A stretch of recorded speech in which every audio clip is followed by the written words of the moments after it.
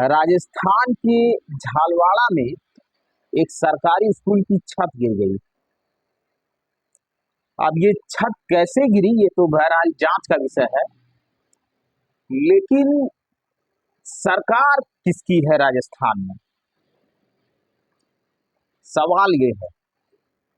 और जो इसके पहले सरकार थी वो किसकी थी, जब जानेंगे आप तो हैरान हो जाएंगे।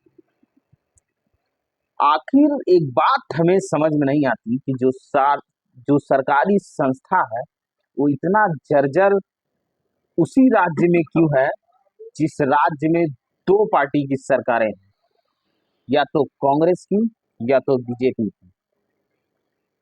राजस्थान एक ऐसा स्टेट है जिसमें जातीय उत्पीड़न चरम पर है राजस्थान में, और ये आज से नहीं है, बहुत पहले से है और अभी तक चला आ रहा है। तो अब सवाल ये है कि पहले किसकी सरकार थी। तो मैं बता दूं आपको, इसके पहले कांग्रेस की सरकार थी वहां पर, और काफी समय तक कांग्रेस की सरकार वहां है। फिर उसके बाद बीजेपी बनी वहां पर। लेकिन अब आश्चर्य तो आपको ये करता है कि जब कांग्रेस की सरकार थी तब भी जातीय उत्पीड़न चरम पर था, और जब अब बीजेपी की सरकार है तब भी जातीय उत्पीड़न चरम पर है। और सरकारी संस्थाओं का हाल तो आप देख चुके हैं। तो ऐसा क्यों, जबकि राहुल गांधी जी ये दावा करते हैं कि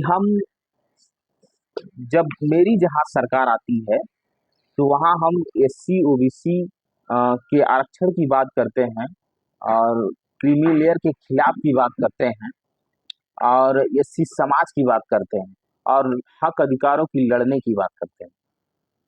ये एक तरफ है, और जो रियलिटी है कि कांग्रेस की सरकार हरियाणा में काफी समय तक थी, उसके बावजूद कांग्रेस हरियाणा में जातीय उत्पीड़न चरम सीमा पर था।